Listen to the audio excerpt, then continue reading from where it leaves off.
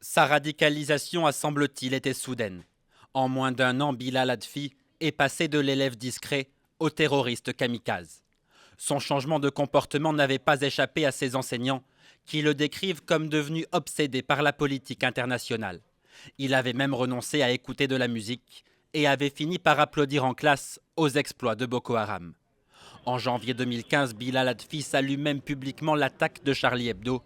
Un de ses camarades de l'époque témoigne dans Paris Match. Il disait que c'était normal, qu'il fallait que la liberté d'expression s'arrête, que les insultes à la religion s'arrêtent.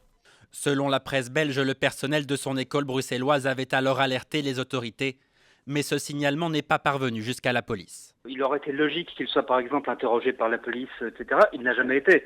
Donc manifestement, ce signalement n'a servi à rien, alors que c'est, nous dit-on depuis maintenant 2 ans, la pierre angulaire du système de déradicalisation et de lutte contre la radicalisation, entre autres dans les écoles, mais pas seulement. Quelques jours plus tard, Bilal Hadfi se rend en Syrie.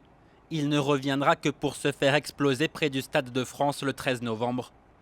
Il venait d'avoir 20 ans.